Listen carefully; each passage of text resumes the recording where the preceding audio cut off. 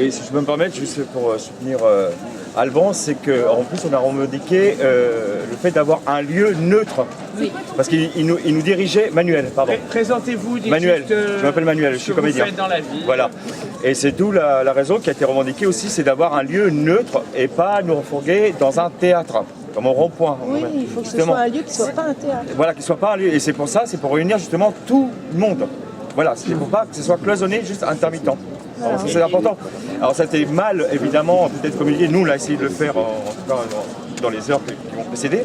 Mais je m'adresse particulièrement à vous, c'est qu'effectivement, les médias parlent beaucoup des intermittents, mais vraiment les intermittents et le collectif des intermittents qui revendiquent leurs droits parlent au nom de tout le monde.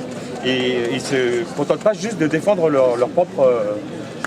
leurs propres droits. D'ailleurs, ce qu'on dit à chaque fois, c'est intermittent, intérimaire, chômeur, précaire. Donc le but, d'ailleurs, ça répond à votre question sur pourquoi ici, c'est que la volonté a été de trouver un lieu, comme tu disais, qui ne soit pas un lieu d'art, enfin qui soit éventuellement un lieu d'art, mais pas uniquement un lieu habituel des intermittents, un lieu, et il faut surtout que ce soit un lieu ouvert. C'est pour ça qu'on attend que messieurs nous ouvrent, mais on va y arriver, hein, bien sûr, ils vont nous ouvrir au bout d'un moment. De manière à ce qu'on puisse enfin communiquer, et aussi pour eux, parce que eux aussi, bien que ce soit pour beaucoup des militaires, mais eux aussi ont un risque, parce que quand la République commence à perdre des notions d'égalité, de fraternité, eh bien c'est ça qu'on est en train de perdre aujourd'hui. Donc c'est beaucoup plus que ça. C'est pour ça qu'on leur a dit tous, quand ils nous ont dit « mais allez au théâtre du Rond-Point ». Mais on a dit « mais c'est pas le théâtre du Rond-Point qui est en cause. Jean-Michel Ribes, il y est pour rien. » C'est beaucoup plus que ça. Nous, ce qu'on veut, c'est pouvoir rediscuter avec le MEDEF d'une manière paritaire dans un lieu qui soit neutre.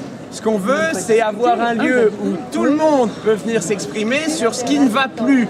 Arrêtez de nous faire des systèmes qui sont des machines de guerre, où on ne comprend rien. On va s'amuser à décortiquer le texte si vous voulez. Il faut être matheux, il faut avoir une heure, etc.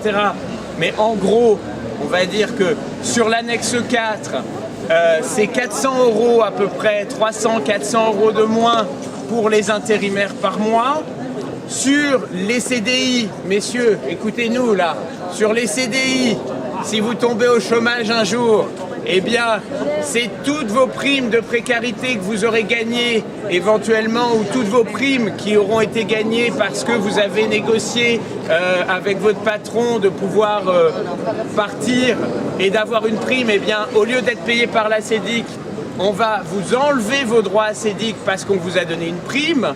Voilà, donc c'est encore quelque chose de totalement moins-disant. Évidemment, c'est une réduction de ce qu'on vous donne, et une réduction petit à petit aussi, ça c'est pour le régime général.